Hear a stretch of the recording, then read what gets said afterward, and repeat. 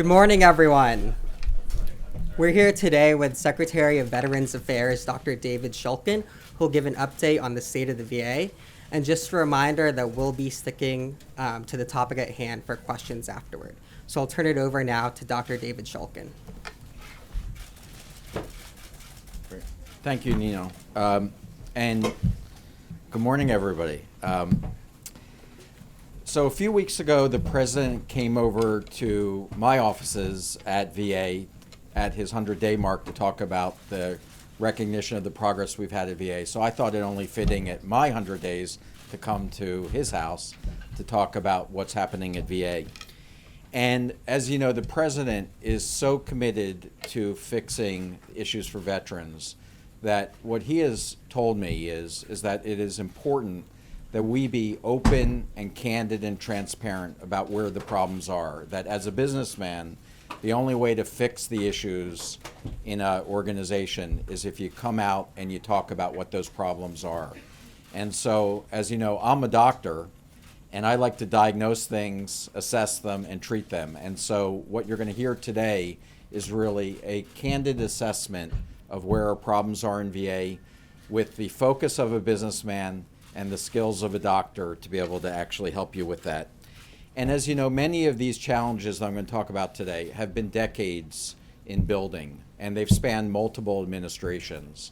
And this is the time for us to really address these chronic problems that have affected veterans and in many ways have harmed veterans and their families by not dealing with these issues.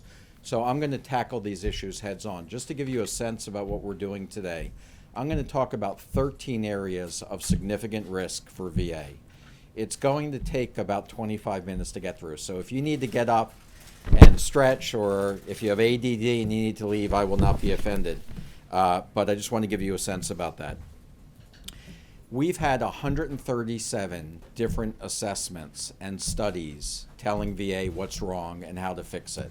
And what we've done in my first 100 days is to go through these studies, the Commission on Care, independent assessments, as well as our own internal assessments to come up with these 13 areas of risk that I want to share. So let me start with them. The very first area is access. And of course, as you know, we started with our wait time issue in 2014, the real crisis that began recently at VA. So here's my assessment on access. We've done a significant job in improving access to care for clinically urgent veterans.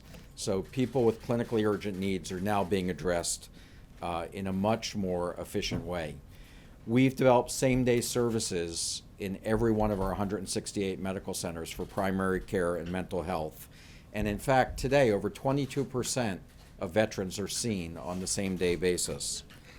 What we've done recently is we've posted our wait times for every single one of our medical centers across the country in a public forum for everybody to see what's good and what's not good in terms of wait times.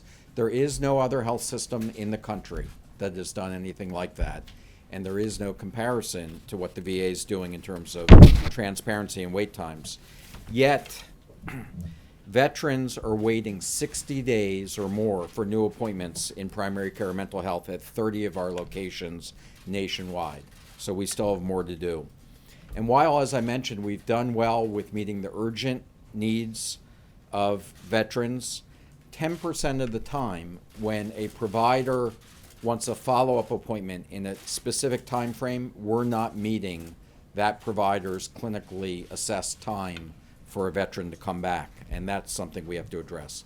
16% of our primary care clinics are over 100% capacity. When that happens, we can't fully meet their needs in terms of access to care. 10% of our outpatient centers do not offer same-day services today. Now, we are committing by the end of this year that all of our outpatient centers will offer same-day services in primary care and mental health, but today 10% are not meeting that.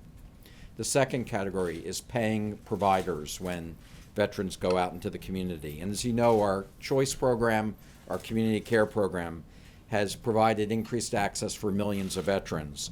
And we have 500,000 community care providers, doctors and others out in the community who participate in our network. But Providers are increasingly frustrated with the VA's ability to get them payments to the point that some of them are actually leaving our network, and that's obviously working against us. It takes more than 30 days to process 20% of our clean claims at VA, and that affects about 25,000 providers across the country. In addition, we have about $50 million in outpatient bill charges that are 6 months or older. As of April this year, only 65% of our claims are handled electronically. That's far below what you'd find in the private sector. And so we need private sector help in order to find new solutions to get that number well above 65% so we can have faster adjudication and payments to our community providers. The third area is community care in general.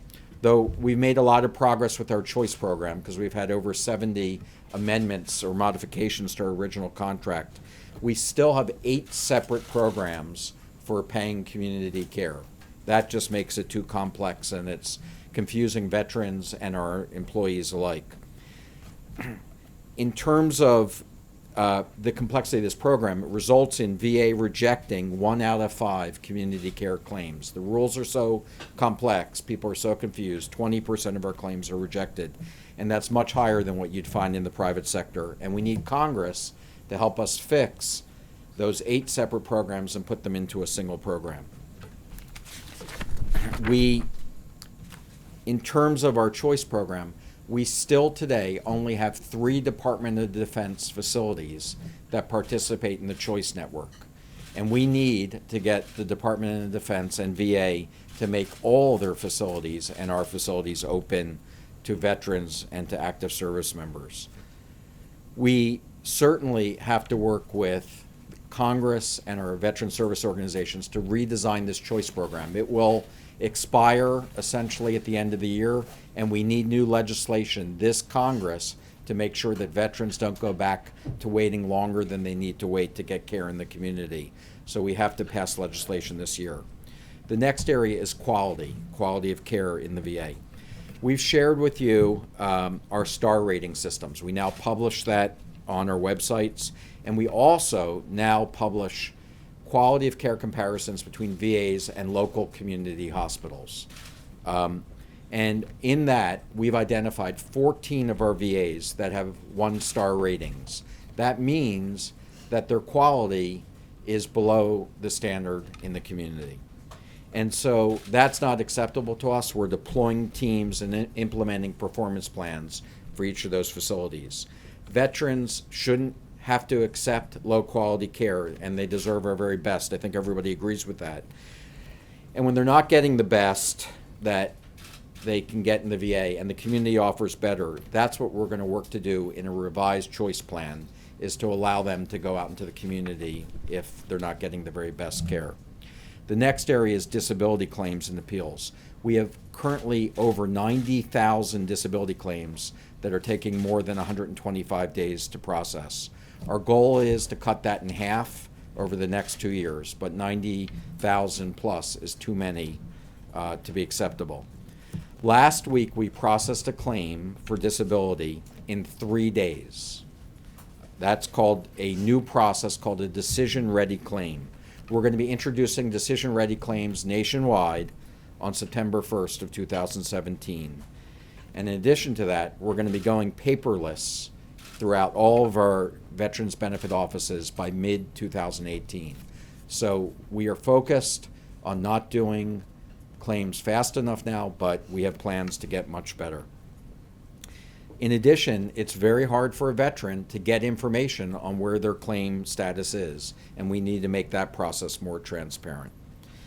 In appeals, it takes almost 3 years if you were to file an appeal today to get a decision. And it's going to take Congress to help us fix that system. I'm grateful that the House passed appeals legislation last week, and we need our friends in the Senate to act on appeals legislation as soon as possible. Information technology. We have 20 of our facilities that have out-of-date systems for IT and inventory, and that makes it very, very difficult for doctors and nurses to get the supplies that they need to care for veterans. This is what we saw in the Washington, D.C. VA several weeks ago. We've taken immediate steps to begin to start fixing these inventory systems, and we're executing on those plans. Currently, 75% of our IT budget is just maintenance in sustaining our infrastructure, because our legacy systems are old and are at risk of failing, and that would cripple our operations. Our scheduling systems and our financial systems are outdated, and that contributes to these excess wait times. Both systems are in the process of being replaced, but it's going to take years to complete that. We have a system called Valeria, which is the VA loan electronic reporting interface. It's out of date. Without funding for a new system, VA is going to have to revert to a paper-based manual system for electronic loans or for loans that are going to reduce the number of veterans that we serve from 90,000 per year to only 12,000 per year. So we can't afford to let that happen, because veterans could be at risk of foreclosure or even homelessness, and that's a risk that we've identified. We have to modernize all of our IT systems to make them commercially viable and cloud-based solutions to the maximum extent possible. And I've committed to making a decision on VA's electronic medical record in the very near future. Definitely before July of this year was my commitment, that I will talk about how we're going to move forward with the new EMR strategy. Capital assets. Our buildings and our facilities are increasingly falling into disrepair. We have a facility condition assessment report that identified $18 billion would be required to fully remediate our buildings now, including structural, seismic, and electrical and mechanical improvements that need to be done. On average, our buildings are more than 60 years old, with only half being built since 1920. We have 449 buildings from the Revolutionary War and the Civil War. Of those, about 96 are vacant. We have another 591 buildings that were built in World War I era, of which 141 are vacant. In all, VA has 400 vacant buildings and 735 underutilized facilities, and that costs the taxpayers $25 million a year just to maintain vacant and underutilized facilities. So we need to be able to act quickly. VA currently has 27 facility leases that we're waiting for Congress to authorize. That would provide 2.3 million square feet of needed space for 3.2 million additional clinic visits a year that today we can't do because we need authorization from Congress.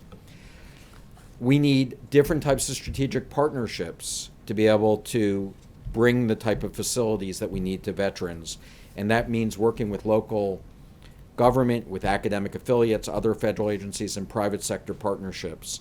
We're going to work with Congress to develop a modernization plan for our capital infrastructure through what we call a national realignment strategy that's going to allow us to use our buildings in a better way, stop supporting vacant buildings and underutilized buildings, all to be a better steward of taxpayer dollars.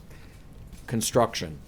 11 of our major construction projects, totaling $1.4 billion, are on hold because the VA and the U.S. Corps of Engineers still are trying to work through very difficult processes and interpretation of the appropriation rules.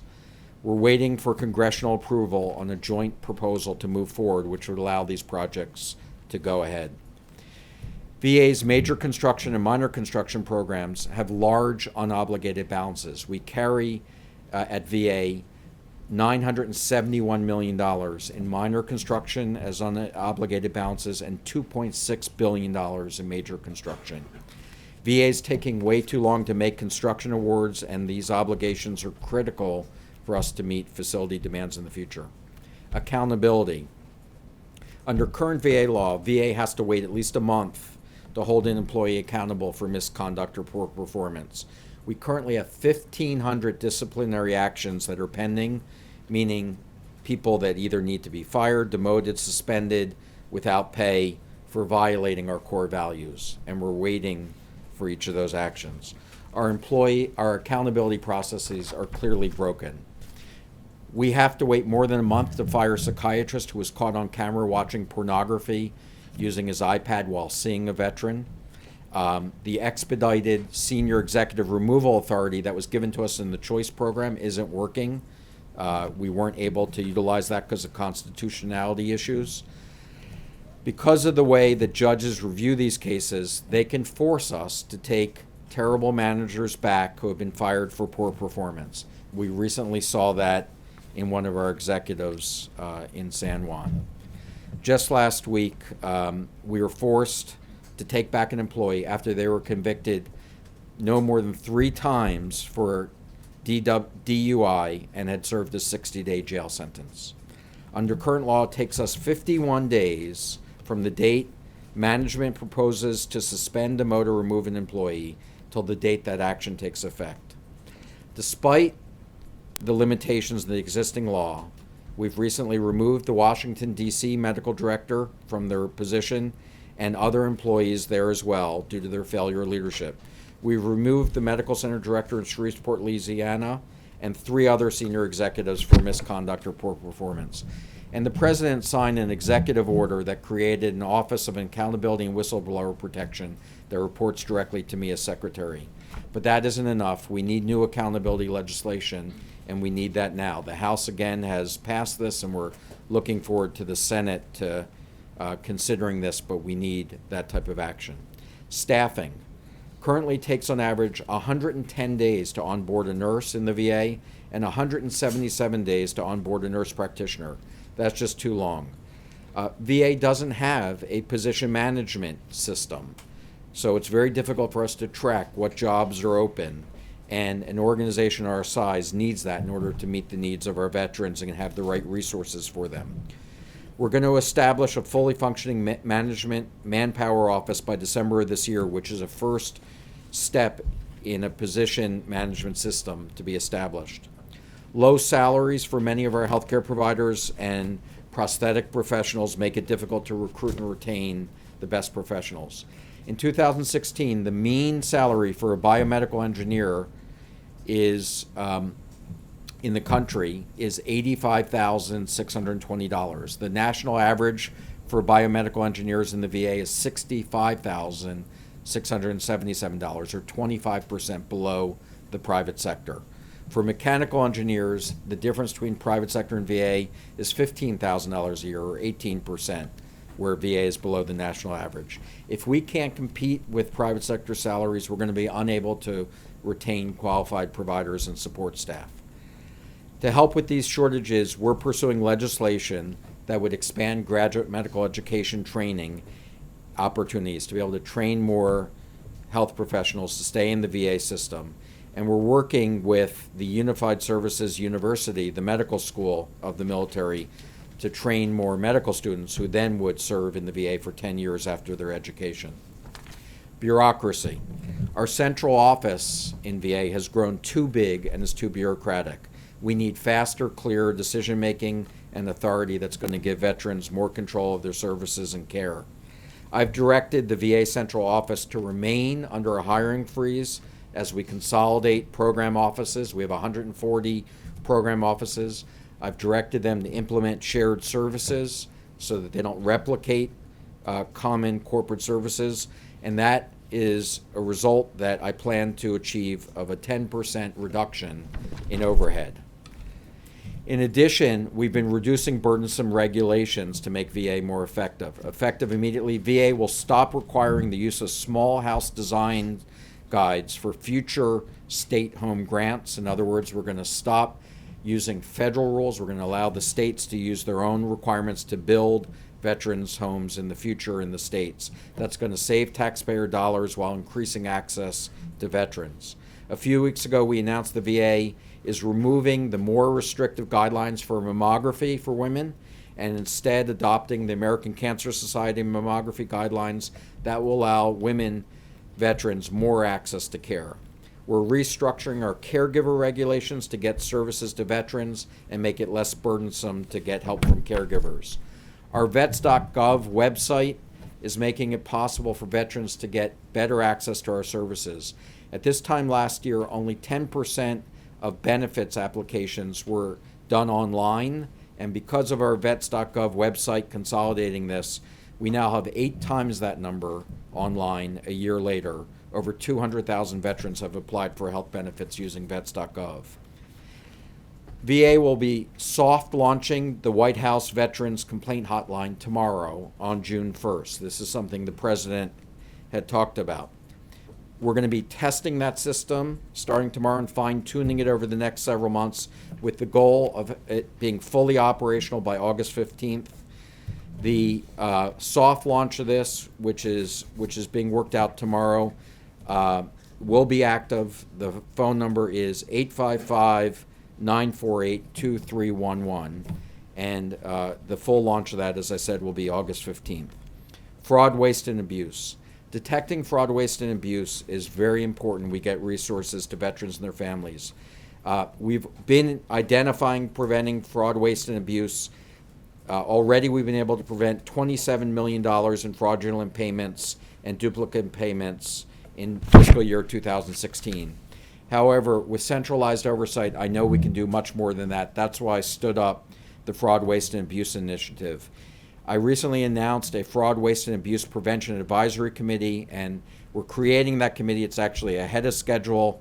We're going to be naming co-chairs. I can name today one of those co-chairs, Shantu Agarwal, who is the president and CEO of the National Quality Foundation with a heavy background in fraud, waste, and abuse. We'll be naming the second co-chair very soon. Veteran suicides. And this is the last of the assessments. Though all the risks I've talked about are troubling to me and require immediate attention, nothing is more important to me than making sure that we don't lose any veterans to suicide. As you know, 20 veterans a day are dying by suicide. That should be unacceptable to all of us. This is a national public health crisis, and it requires solutions that not only VA will work on, but all of government and other partnerships in the private sector and nonprofit organizations. I authorized emergency mental health services for those that were less than honorably discharged just a few months ago. That is a population of veterans that is at very high risk for suicide, and that's just the beginning. This summer, we're going to launch a new initiative called Getting to Zero to help us end veteran suicide, and again, that's my top clinical priority. So in closing, I just wanted to reaffirm the President's strong commitment to fixing VA and making VA work better for veterans. That's a commitment that I share. I wanted to come out and to talk about these 13 areas, our assessment of where the problems are. I want to be held accountable to fix this. I'm going to need help to fix it from Congress and from other organizations, but this is our commitment to finally address these problems that have been plaguing VA sometimes for decades. The President, the Vice President, Congress, veteran service organizations all share this goal to help modernize the VA, and that's why I'm confident that we can turn VA into the type of organization that veterans and families deserve and all of us want to see. I appreciate your attention. Thank you very much. Mr. Secretary, if I could, you spoke about the situation in Puerto Rico. There's a similar situation unfolding with the VA in Phoenix as well. Yes. This new legislation you talked about, does it get rid of this Merit Systems Protection Board, and will it eliminate the possibility that somebody like Dwayne Hamlin can get their job back, at least temporarily? When we talk about the situation related to Mr. Hamlin, that decision was made before I was Secretary. I would not have supported a decision that would have allowed him back. The Merit System Protection Board indicated that they believed that we needed to take him back. I would have fought that through all of the appeals processes that were available to us. The accountability bill that we are seeking, that we hope that the Senate authorizes, still maintains a due process for employees, something I believe in. But it shortens the time, and it gives more authority to the Secretary's decision on why these accountability actions are being taken, so that the courts would be more deferential, that's the legal term, to the Secretary's opinion. I do believe that would have changed the situation. Will you get anything in time to prevent a similar occurrence in Phoenix? Not until we get this accountability bill through the Senate. Is there anything you can do about that situation? You're talking about with the veteran benefit employees with Sharon Hellman? No, yes. Yeah, we are following the court cases on that, and we're waiting for that final decision to come out. Mr. Chairman, Yes. Thank you. This is a robust agenda that you have laid out. Do you have a specific timeline, and how engaged has the president been in some of the discussions in terms of drawing this Yeah. up? The president has been extremely engaged. His commitment to being involved in veteran issues is one of his top domestic priorities. He has made himself fully available, both he and the vice president, to anything that we need. The White House has been extremely responsive, and they are impatient and anxious for us to get on with this. So each of these issues that I've talked about, these 13 issues, have different timelines associated with them because some require legislative action and some are more administrative requirements. The president's budget this year, as you know, gave strong support to VA, and that will allow us to accomplish a great deal of what's on this list to modernize the system. And as you know, the administration has been dealing with some controversies. Has that in any way impacted your agenda, your ability to carry out some of these goals? Absolutely, it is not. We are completely focused on what it's going to take to fix the VA, and there has not been any lack of responsiveness from the White House on any of these issues. Mr. Secretary, when we look at your list, long list of Yeah. priorities, do you have a sense of, sort of top to bottom of these, what's the most cost intensive, and how much is it really going to take in terms of money over 10 years to Yeah. get you down this road? Yeah. The budget that was proposed by the president for fiscal 18 is a budget that will help us accomplish this task. I have said that the problems in VA are not largely going to be solved through additional money. These are going to be solved through management practices, focus, and some legislative changes. But our issues are not because we're lacking the financial resources to be able to accomplish our mission. And so therefore, I do believe, with the exception of one area, that we will not be coming back to Congress or the administration to asking for additional money. And that one exception is to modernize our IT systems. I've said that I will make an announcement as soon as I can before July 1st that is either going to look towards outsourcing our current system to a commercial vendor or picking a system that is a commercial off-the-shelf system, and to get VA out of the software business. And that will require an initial capital investment that's not in our fiscal year budget. Is this the most expensive thing that you have Yes. to do? And facilities after that? Facilities are important. What I'm looking to do in this national realignment strategy is to make sure that we're using our current resources most effectively. That's why when I'm spending money on vacant and underutilized buildings that aren't helping veterans, I want to realign that to help invest back into our facilities that need capital repairs. Mr. Secretary? Yes. The leaders of the American Legion wrote a rather impassioned Yes. op-ed last week that suggested that a promising solution to the suicide problem could be increased medical use of cannabis. You talked about it being a national health crisis that requires all of government. Should the Congress reclassify marijuana from a Schedule I drug to allow for it to be better used for medical purposes? Well, right now, federal law does not prevent us at VA to look at that as an option for veterans. I believe that everything that could help veterans should be debated by Congress and by medical experts, and we will implement that law. So if there is compelling evidence that this is helpful, I hope that people take a look at that and come up with the right decision, and then we will implement that. As a physician, what's your opinion?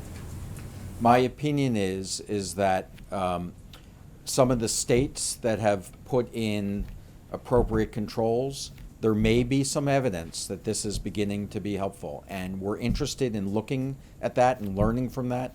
But until time that federal law changes, we are not able to prescribe, medical marijuana for conditions that may be helpful. Your department's issued multiple reports saying climate change threatens the health of veterans, and your staff strains the VA's ability to carry out its mission, and raises the chance of both healthcare emergencies and vector-borne diseases. So I guess in the spirit of the candid assessment that you said you were doing today, do you continue to see climate change as a dire threat to your mission? And If so, are you disappointed that the president is reportedly pulling out of the Paris Climate Agreement, or at the least reducing U.S. climate targets? Well, as you said, as the Secretary of Veteran Affairs, I'm focused on those environmental issues that impact veterans, and our studies are focused on usually the chemical and the environmental impacts that are used on the battlefield. Those are the ones that I continue to be focused on, and beyond that, it really is beyond my scope as Secretary. You don't believe, or you're sort of repudiating the multiple reports that have come out of your department that say climate change in the broader sense, brings up cardiovascular disease and is a real kind of issue for your department. I'm It's not something that you're even considering at this point. Look, I am focused on the health of our veterans, and clearly there's a relationship between health and the environment. What I'm not focused on is the bigger political issues about United States policy on other types of reform. I'm focused on the health of veterans. Yes. You said it's going to take $18 billion to repair these facilities. Do you have plans to close any of them? What we're doing is, under a national realignment strategy, we're looking at the best use of our current resources, because $18 billion is not a realistic number for us to be able to get to invest and put all of our facilities up to speed. So we're looking at using the current resources that we have the best to help veterans.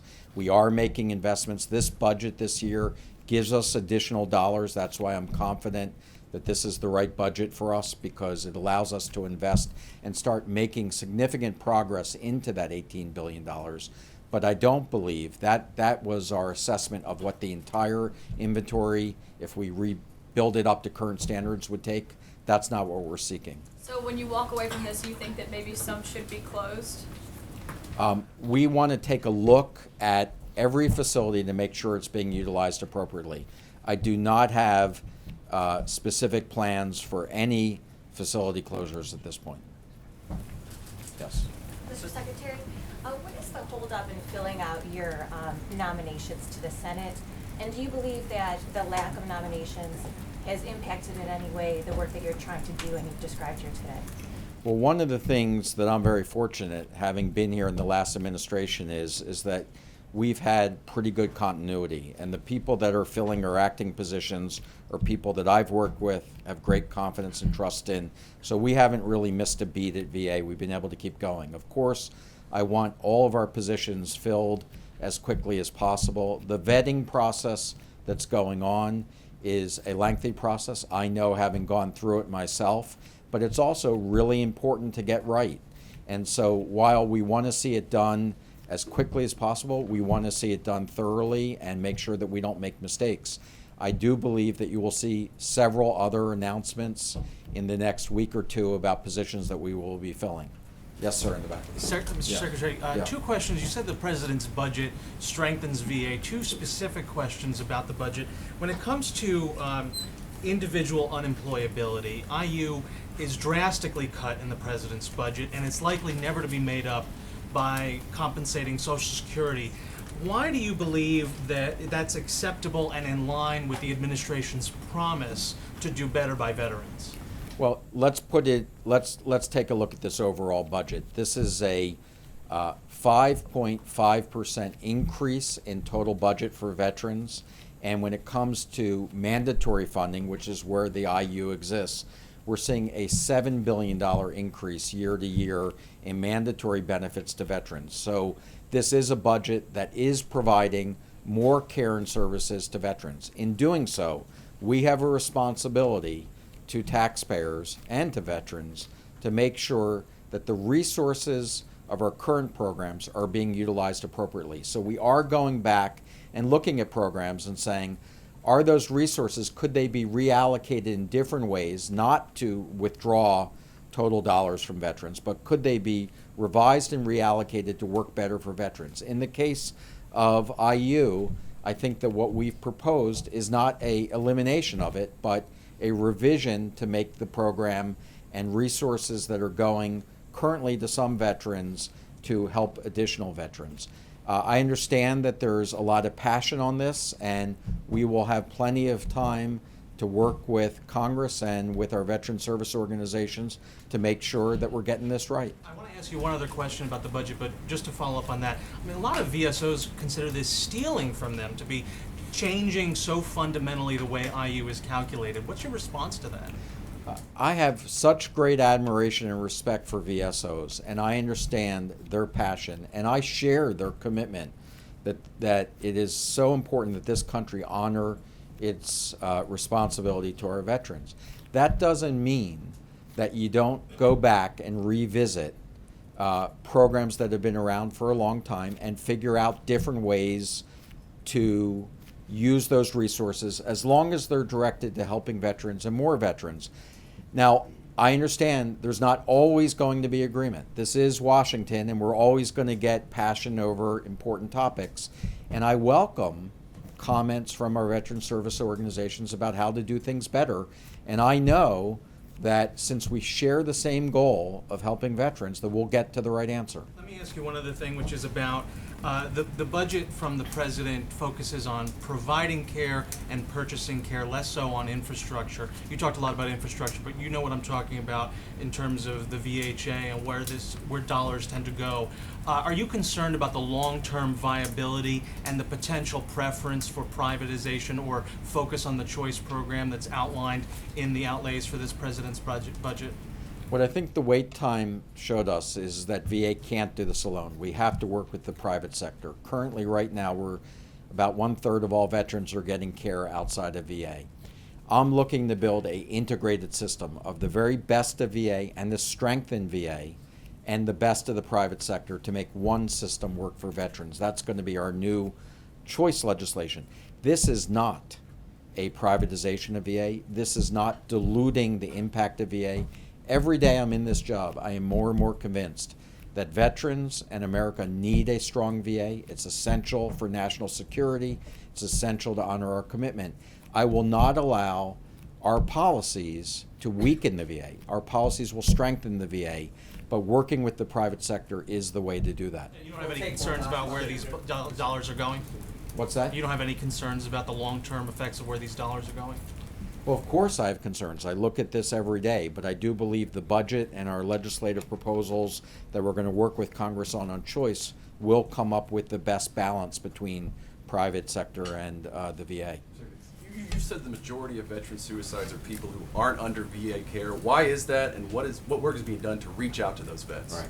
So of the 20 veterans a day that are taking their life through suicide, 6 are getting their care in the VA system and 14 aren't.